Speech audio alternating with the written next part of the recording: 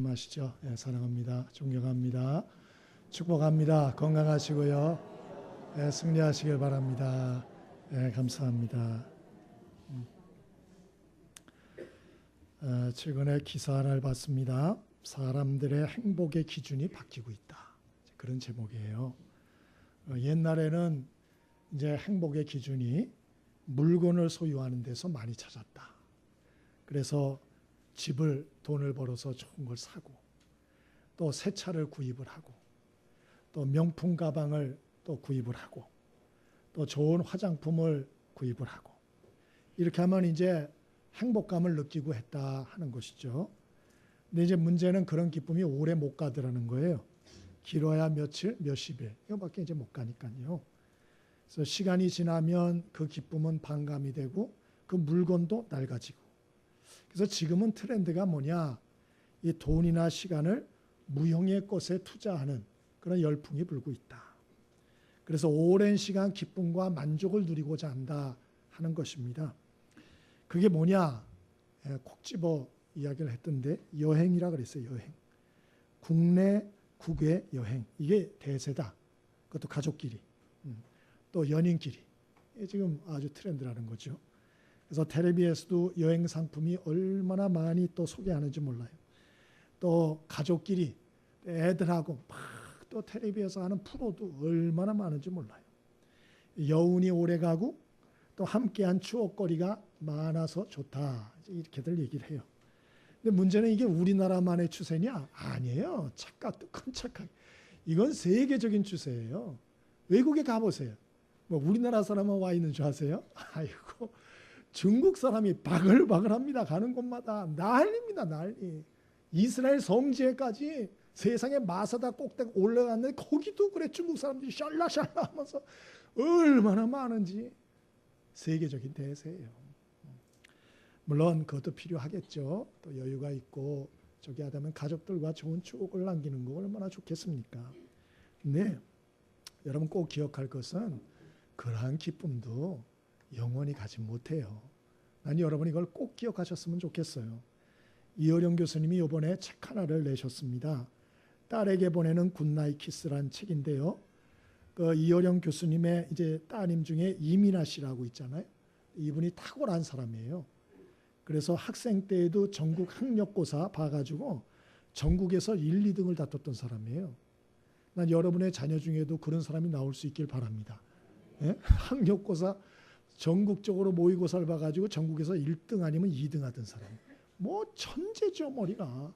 이어령 교수님의 딸이 그래 천재입니다. 그래서 이화여대도 조기 졸업한 사람이에요.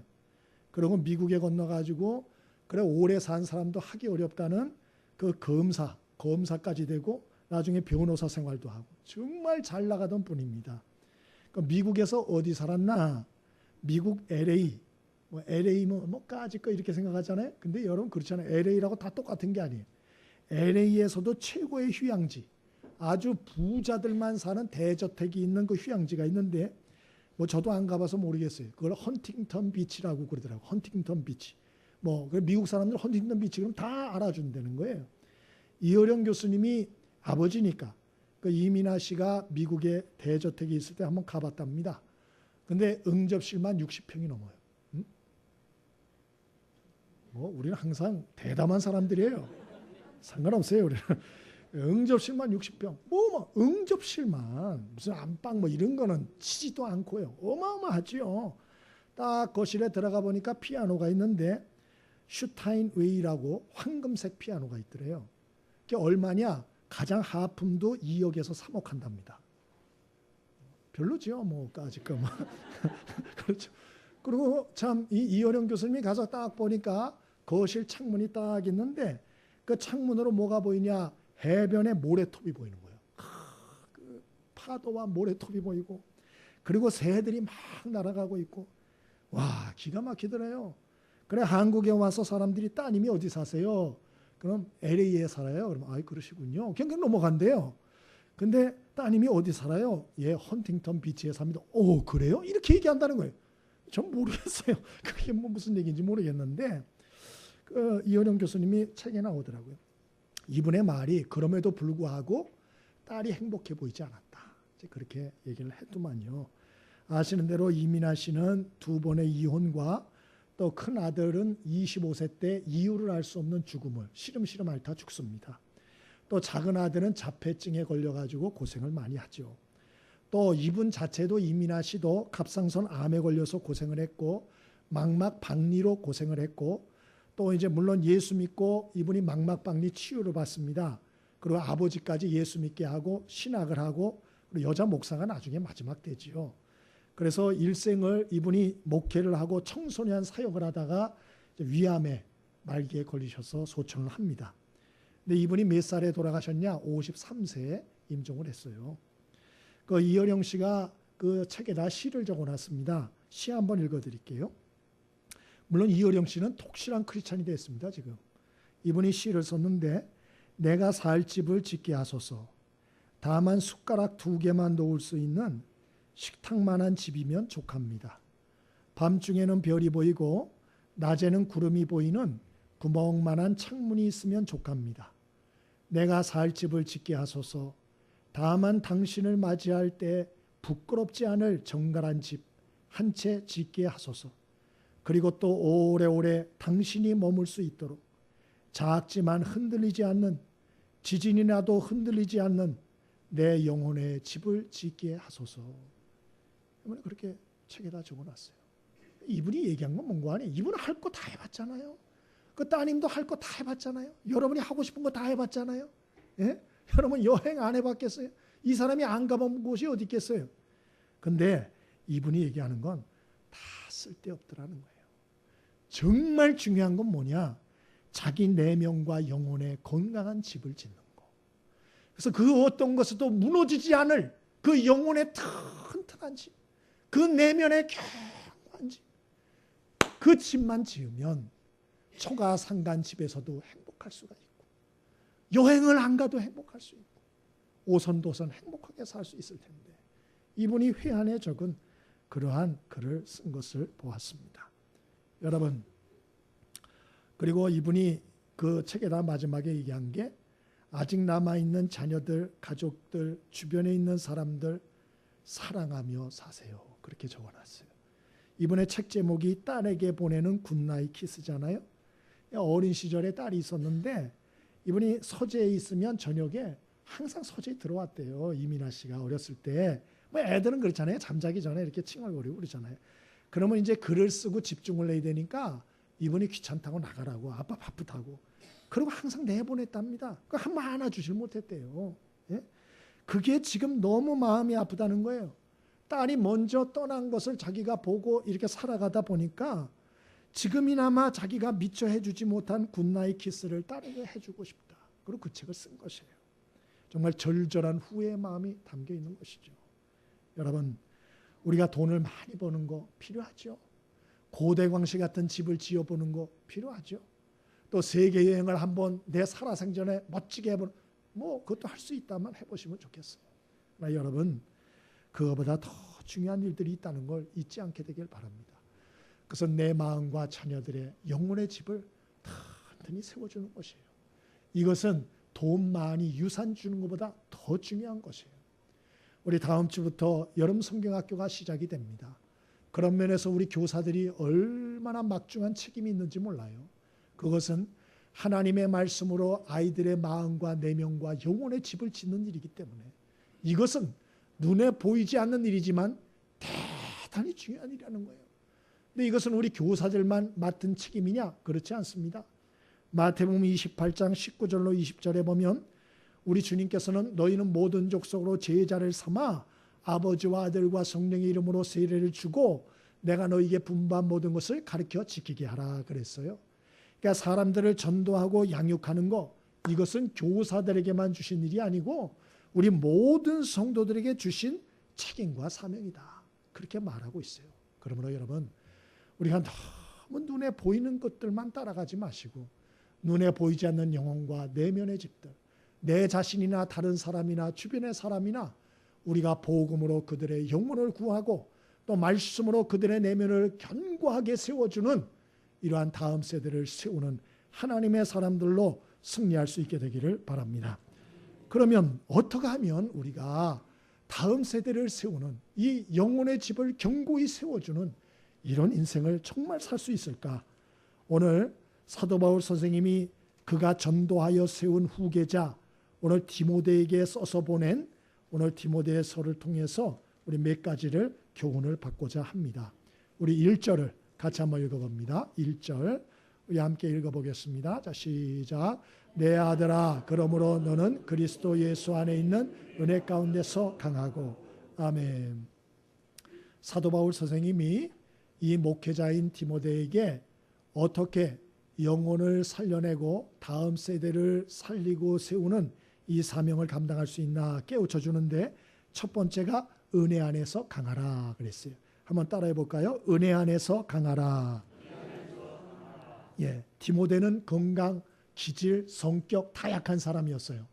근데 사도 바울이 그런 디모데에게 건강 관리 좀 해라, 아니면 돈이나 권력을 좀 쥐어라, 아니면 카리스마가 있는 좀 그러한 강한 말을 좀 해라, 그런 소리 안 해요.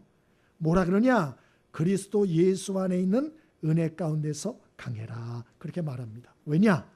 우리가 다음 세대를 세우고 사람을 전도하고 양육하는 일은 쉽지 않기 때문에. 사람들은 다 죄인이고 서로 상처들이 다 있어요. 그래서 우리가 이 일을 내 힘으로 하다 보면은 반드시 서로 상처를 주고받고 탈진하기 쉬워요. 또 특별히 우리 교사들은 마음이 분주하고 또 몸이 피곤하다 보면 신경이 예민해져요. 그래서 이런 여름 성경학교 하다가 오히려 애들 상처 주는 경우가 얼마나 많은지 몰라요. 그 어떤 아버지 학교에 50대 되는 남자분이 그러한 간증하는 걸 한번 들었어요. 이분이 아버지가 공사장에서 노동하는 분인데 예수 안 믿는 분이에요. 근데 이제 어둑어둑해지면 아버지가 술 한잔 잡숫고 흥얼흥얼 노래하는 소리가 들린대요. 그럼 딱 집에 있다가 그 소리가 들리면 막 뛰어나간대요. 그래서 아빠 하고 탁 앉는데요. 그러면 아빠가 기분 좋아서 우리 막내 아들이구나. 그리고 돈을 딱 꺼내서 차 사 먹어. 그러 준다는 거예요. 그럼 그 돈 가지고 다음날 과자 사 먹고 그랬대요. 그래서 계속 그렇게 했는데 어느 날 그날도 아버지 흥얼거리는 소리가 들려가지고 막 뛰어가서 아빠 하고 탁 까놨다는 거예요. 그랬더니 갑자기 그냥 불별하게 눈에서 번쩍 나는데 알고 봤더니 아버지가 주먹으로 얘를 친 거예요. 그냥 얼굴을 강타한 거예요. 그러면서 뭐라고 큰 소리를 지르는 거 아니? 너는 애비가 돈으로 보냐? 이 어린 게 벌써부터 돈밖에 밝힐 줄 모르고 크 치더라는 거예요. 막 욕을 하고 막 그러더라고요. 그러니까 얘가 그때 얼어붙은 거예요. 그게 트라우마가 된 거예요. 상처가 된 거예요. 나이가 50대일 때까지 그게 잊혀지지 않는 거예요. 예? 여러분, 사람은 다 그래요. 뭐 아버지가 원해서 그랬겠어요. 사는 게 힘드니까, 피곤하니까, 술 한잔 먹고 통제가 안 되니까 그냥 들이팬 거겠죠. 예? 사람은 이와 같아요. 잘해주고 싶지만 너무 세상살이 하다 보면 이래저래 원하던 원치 않던 상처를 주고받을 수 있다는 것이죠. 그래서 사도 바울은 이것을 정확히 알고 있었기 때문에 예수 안에 있는 은혜 가운데서 강하라, 그렇게 말한 것이에요. 히브리서 12장 1절에는 뭐라고 말하느냐? 믿음의 주여 또 온전케 하시는 이인 예수를 바라보라, 그렇게 말한 거예요. 여러분, 우리가 사람들을 섬기는 일을 할 때 내 자신을 보고 다른 사람을 보면요 절망해요. 낙심이 돼서 아무것도 하기 싫어요. 여러분, 그래서 어떻게 되느냐? 반드시 우리 주님을 바라봐야 돼요. 은혜의 주님을 바라봐야 돼요. 아멘이십니까? 그래야 우리가 강해질 수 있어요. 다시 일어날 수 있어요. 회복할 수 있다. 오늘 사도 바울이 경험적으로 그거 얘기하고 있는 것이에요. 그러면 주님은 어떤 주님이냐? 어떤 주님을 바라봐야 되느냐? 첫 번째는 나같이 악한 죄인을 용서하고 용납하신 위로의 주님. 그 위로의 주님을 보세요. 위로의 주님. 사도 베드로가 나는 예수를 부인하지 않겠다 라고 호언장담합니다. 그러나 결정적인 순간에 3번이나 부인하고 저주하고 도망가죠.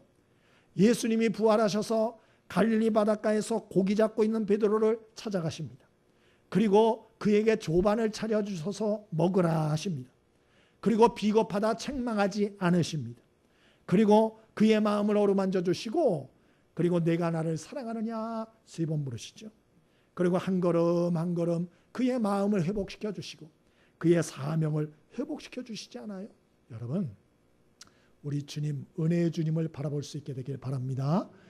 그분은 죄 많은 실수 많은 우리지만 책망하지 않으시고 우리를 용서해 주시고 용납하시는 위로의 주님이요 은혜의 주님이에요. 또 주님은 어떤 주님입니까? 우리 주님은 죽음에서 부활하시고 또 사탄의 유혹과 시험을 이기신 능력의 주님이세요. 그래서 우리도 약하고 흔들릴 때마다 그 능력의 주님을 바라보고 도움을 구해야 돼요. 그러면 그 주님께서 우리를 붙들어 주시고 힘을 주셔서 다시 일어나게 하시고 시험과 유혹을 이기게 하신다. 뿐만 아니고 예수님은 어떤 예수님이냐? 창녀와 세일이 부족한 제자들 끝까지 함께 해주시고 끝까지 섬겨주신 인내와 겸손의 주님이세요. 예수님 십자가에 죽기 전날 밤 우리 제자들이 서로 누가 높냐 그러고 앉아 있을 때 예수님이 허리에다 수건을 동이시고 제자들 발을 하나씩 다 닦아주시지 않았어요? 여러분 힘들고 어려울 때마다 이 겸손하신 주님, 섬김의 주님 끝까지 바라볼 수 있게 되길 바랍니다. 그때 다시 주님의 은혜로 우리의 마음이 회복이 되고 우리가 강하여질 수 있다. 오늘 그렇게 말하고 있는 것입니다. 두 번째로 우리가 어떻게 다음 세대를 세울 수 있는가? 2절을 같이 한번 읽어봅니다. 2절 함께 읽습니다. 자, 시작. 또 내가 많은 증인 앞에서 내게 들은 바를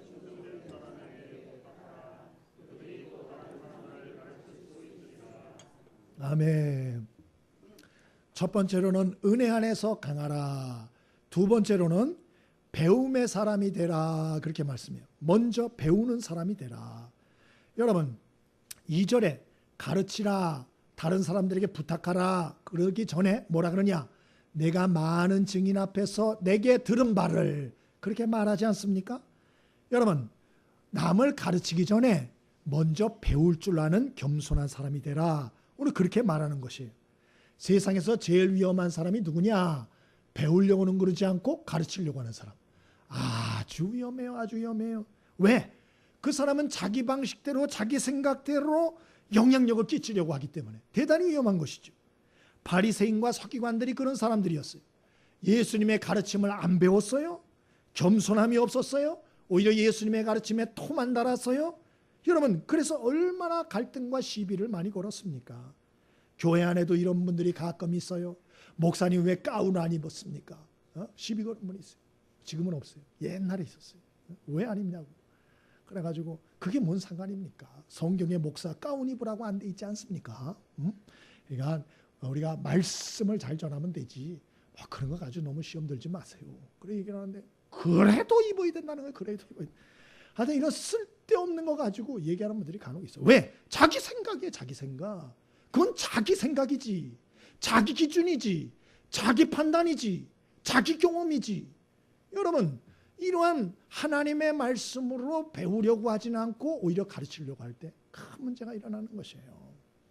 여러분 문제는 너나 나나 다 안 배우려고 그런다는 데 문제가 있어요.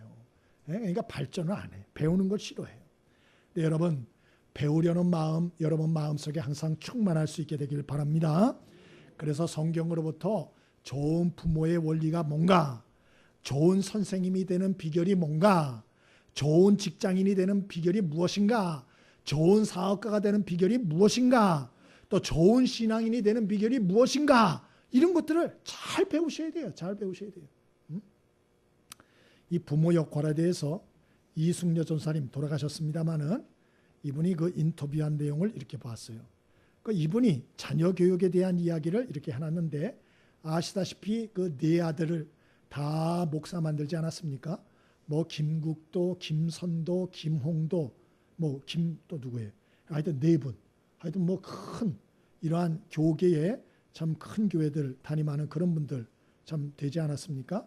근데 어떻게 이렇게 자녀들을 반듯하게 잘 키울 수 있었나? 이분이 몇 가지를 얘기를 했어요. 첫 번째가 부모가 모범을 보여야 된다. 부모가 모범을 보이지 않으면 백날 말해도 소용없다는 거예요. 두 번째가 뭐냐? 부모 스스로가 자기 아픔과 상처를 치유하라. 그렇게 얘기를 했어요. 그러니까 여러분 부모도 왜 아픔과 상처가 없겠어요? 근데 그거를 치유를 안 하면 아이를 힘들게 하고 고통스럽게 만든다는 거예요. 부모가 당한 그 고통과 상처를 자녀에게 다 쏟아붓기 때문에. 그래서 좋은 부모는 누구냐?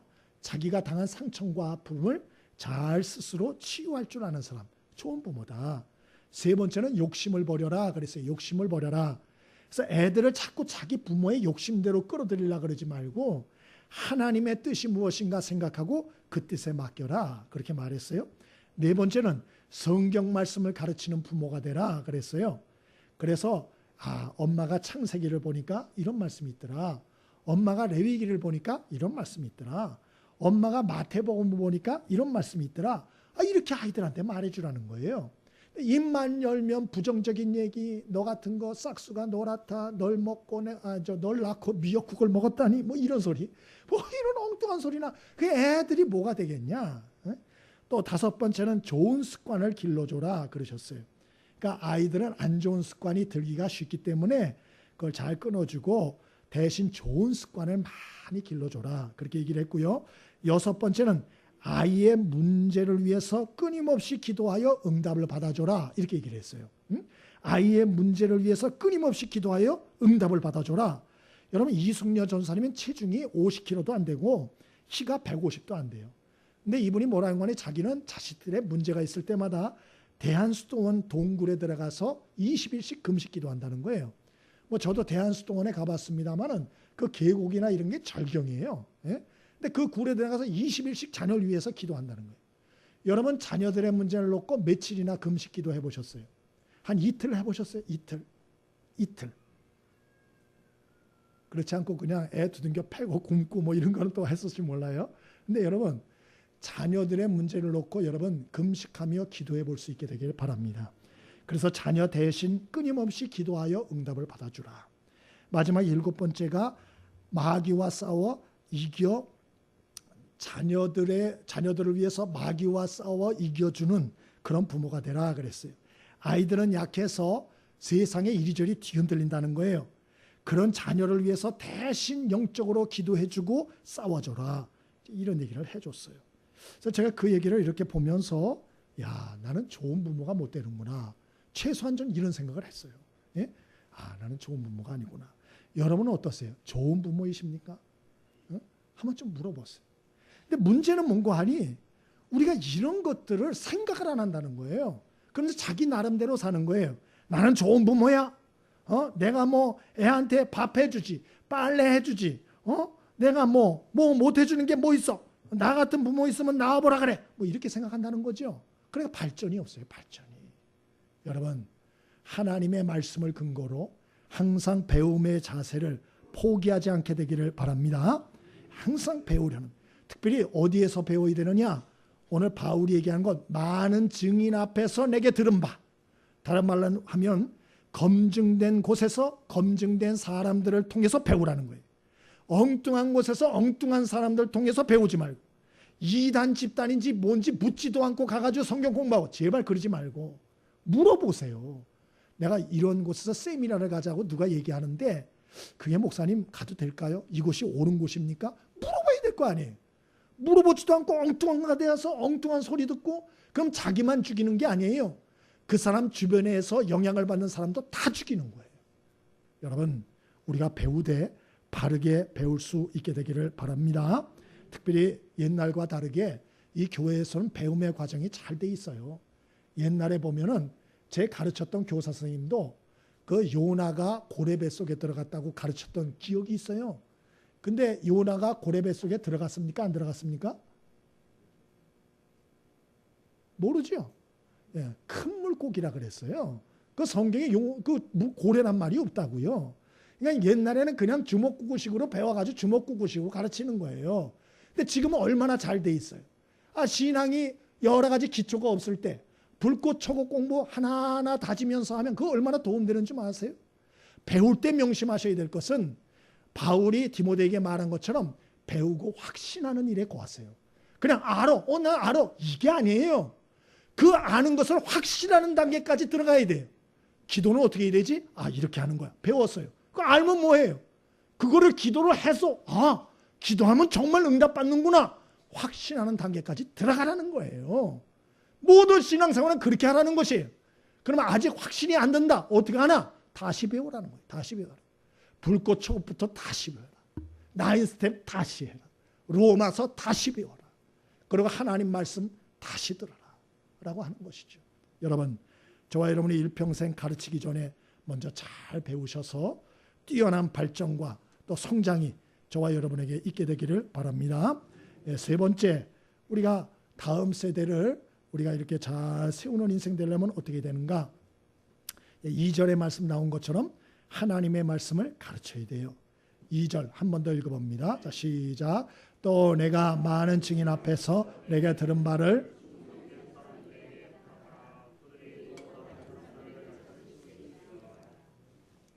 아멘. 어떻게 되느냐? 하나님의 말씀을 가르쳐라. 오늘 그렇게 말씀하고 있죠. 그래서 아이들이 지겨워하고 듣기 싫고 막 놀기만 원한다 할지라도 하나님의 말씀을 꼭 가르쳐야 된다. 왜냐? 그렇게 해야 그 중에 충성된 자가 나오기 때문에. 누가 충성된 사람인지 어떻게 알아요? 몰라요. 그러니까 어떻게 했냐? 하나님 말씀을 가르쳐야 돼요. 열심히. 그래야 그 중에서 충성된 자가 나온단 말이에요. 여러분, 농부들은 논이나 밭들을 놀리는 것을 죄로 여깁니다. 왜냐? 땅에다 씨를 뿌리면 나오니까. 그래서 우리 어르신들 같은 분들 보면 주택이나 아파트나 이런 데 보면 꼭 공간에다가 흙 갖다 놓고 뭐 심어 잡어요. 예? 우리 교인들도 보니까는 그 옥상에다가 방울도마도 이렇게 막 심으시고 가지 심으시고 또 호박 심으시고 막 그러시더라고. 왜? 아깝다는 거죠. 공간이.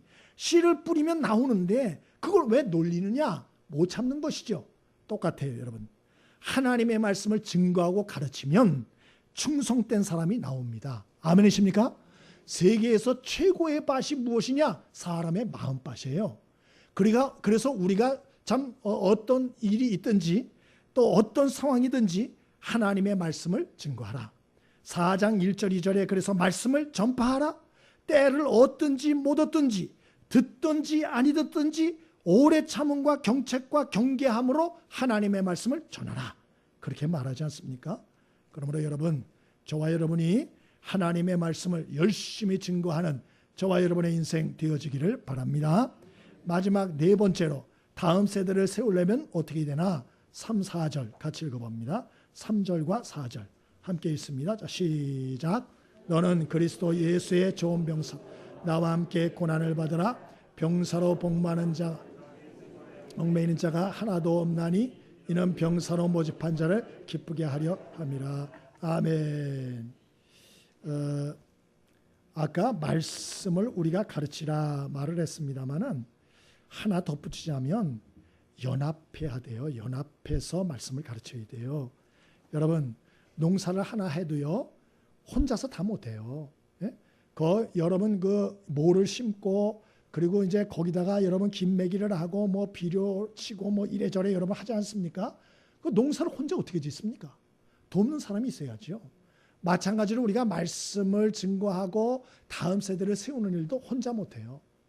여러분 그 유대인 우리가 대단하다 그렇게 생각하지 않습니까? 그래서 유대인이 전 세계의 0.2%밖에 안 돼요. 근데 아시는 대로 억만장자는 전 세계 억만장자 중에 30%가 유대인이고 노벨상 받은 자는 23%가 유대인이고 또 미국의 아이비리그 가장 좋은 대학 교수의 20%가 유대인이고 또 미국 여론을 이끄는 3대 언론사 뉴욕타임즈, 워싱턴 포스트, 월스트리트 저널 사주가 다 유대인이에요. 예? 뿐만 아니고 CBS, MBC, ABC 이거 전부 다 미국의 방송국 이거 유대계 자본으로 다 움직입니다. 또 미국을 움직이는 이 재무부 장관이 누구냐? 제이콥 류라는 유대인이에요. 또 연방준비이사회 이것도 뭐 같이 견제하면서 미국의 경제를 끌어가는 거 아닙니까? 여기에 이사회 의장도 누구냐? 제넷 옐린이라고 하는 유대인입니다. 여러분 모르셨죠? 그래서 유대인의 파워가 얼마나 강력한지 몰라요. 아니 그러면 전 세계 0.2%밖에 안 되는데 어떻게 그래 유대인은 이 세계를 쥐락펴락하는 이런 일을 할 수 있느냐? 그 비결 딱 하나예요. 그게 뭐냐? 교육입니다. 다음 세대 투자를 유대인들은 어마어마하게 합니다. 그 유대인들의 행동 공동체 행동 지침이라고 있습니다. 이것은 그들이 나라를 이룬 후부터 시작해서 만들어 놓은 것인데 몇 가지 읽어볼 테니까 들어보세요. 첫 번째, 유대인이 노예로 끌려가면 인근 유대 사회에서는 7년 안에 그 사람을 다시 사서 자유를 줘라. 두 번째, 유대인이 모이는 공동체는 기도와 토라 모임을 통일시키고 일상화시켜라. 세 번째, 성인이 13살 이상의 성인이 10명만 모이면 그 종교 집회를 반드시 가져라. 네 번째, 유대 성인이 120명이 넘으면 반드시 독자적으로 유대 사회에 센터를 짓고 유대 전통을 준수하게 해라. 다섯 번째, 바로 그러한 센터에서는 반드시 세금을 거두게 해서 세금을 내지 못하는 유대 동족들에게 도움을 주고 비상시에 쓸 수 있도록 그 돈을 비축하라. 여섯 번째는 자녀가 가난하여 교육받지 못하는 유대인이 없도록 한다. 일곱 번째, 유대인 독자적인 이러한 교육기관을 만들어서 가난한 아이가 무료로 교육받게 하고 그리고 인재를 양성하는 이러한 장학제도를 운영한다. 뭐 이런 얘기들 이렇게 했어요. 그래서 미국에는 유대인 학교가 800개 정도가 된대요. 여기서 교육받는 애들이 21만 명이래요. 21만 명. 어마어마한 거예요. 예? 그래서 유대인은 아이가 가난해서 공부 못하는 애가 하나도 없답니다. 하나도. 이 장학 사업이 잘 돼 있대요. 거기서 인물이 다 나오는 거예요. 여러분, 우리가 이러한 참 다음 세대를 세우는 여름 성경학교를 하고 이것저것 합니다만은 교사들만 해가지고 안 되는 거예요. 이게 정말 공동체로 중요한 일인 줄 알고 한 마음을 써야 돼요. 그래서 이 다음 세대를 세우는 것이 누구 한 사람의 유익을 위한 것이 아니고 우리 자손들 대대에게 복이 된다는 걸 꼭 믿고 정말 마음을 쏟을 필요가 있어요. 여러분, 저와 여러분이 한 마음 한 뜻이 되어서 하나님의 말씀을 가르치고 그리고 다음 세대를 교육하는 일에 하나 되는 축복이 있게 되길 바랍니다. 마지막으로 우리가 다음 세대를 잘 이렇게 세워내는 인생 살려면 어떻게 되느냐? 3, 4절 한 번만 더 읽겠습니다. 3, 4절 한 번만 더 읽습니다. 자, 시작. 너는 그리스도 예수의 좋은 병사로 나와 함께 고난을 받으라. 병사로 복무하는 자가 자기 생활에 얽매이는 자가 하나도 없나니 이는 병사로 모집한 자를 기쁘게 하려 함이라. 아멘. 마지막으로는 군인 정신을 가져라. 그렇게 말했어요. 뭐 바울이 군대 갔다 왔는지 모르겠는데 군대 용어를 자꾸 써요. 근데 왜 이렇게 자꾸 군대 용어를 써나? 그 이유가 있어요. 그 뭐냐? 다음 세대를 세우는 이 일은 치열한 영적인 싸움이 있다는 거예요. 응? 치열한 영적인 싸움. 이거 쉽지 않아요. 이 정말 치열한 싸움이 있어요. 근데 문제는 뭐냐? 그 치열한 싸움을 포기하면 안 된다. 군인, 좋은 군인처럼 이길 때까지 싸워 승리해라. 오늘 그 얘기하고 있는 거예요. 여러분, 누가 좋은 군인입니까? 끝까지 전쟁에서 포기하지 않고 끝까지 싸워 이기는 군인이 좋은 군인인 줄 믿습니다. 예? 여러분, 가장 약한 군인이 뭐예요? 당나라 군대죠. 전쟁이 일어나면 서로 자기 살 길 찾아서 도망가는 군인.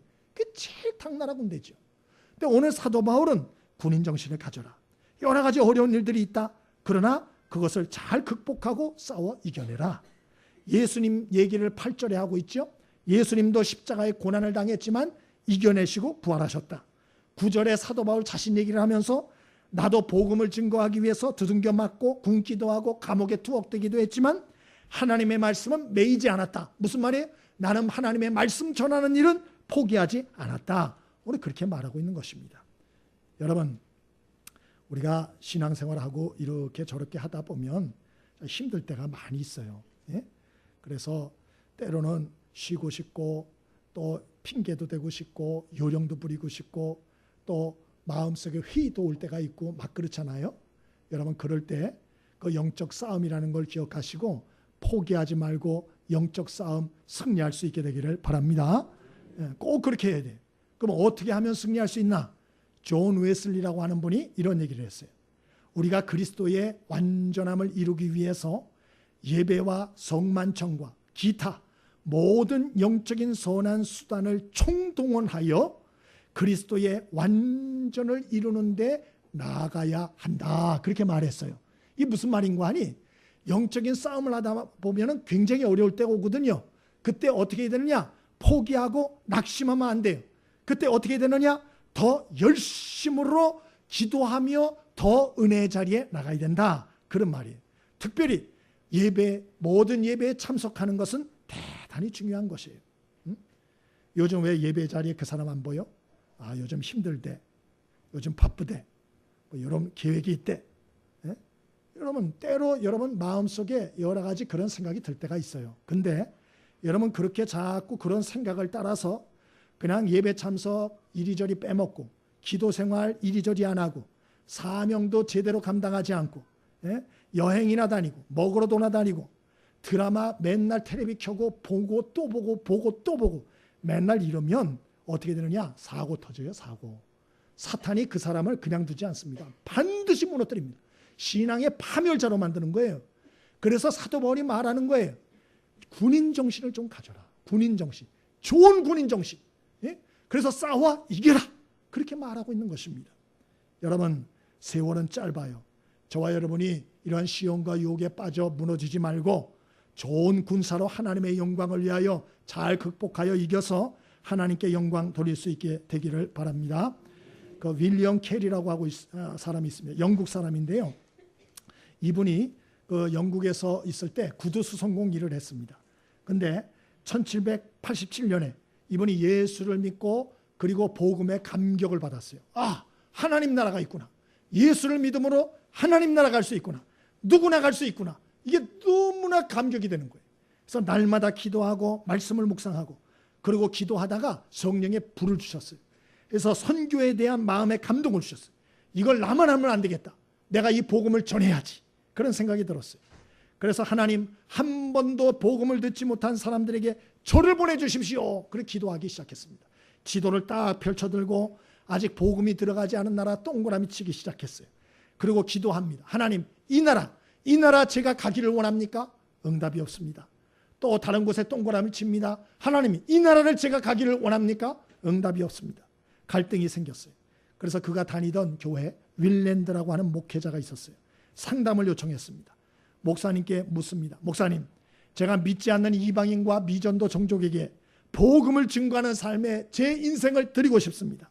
자, 이거 보십시오. 제가 동그라미 친 곳, 이 지도가 바로 그곳입니다. 어떻게 하면 좋겠습니까? 그랬더니 그 목회자 이분이 이런 소리를 했대요. 젊은이, 하나님은 이방인 구원을 하나님이 정말 원하시면 나나 자네가 없어도 얼마든지 그 일을 할 수 있어. 그러므로 광신적으로 너무 그런 얘기하지 말어. 그냥 조용히 신앙생활이나 해. 그렇게 말했다는 거예요.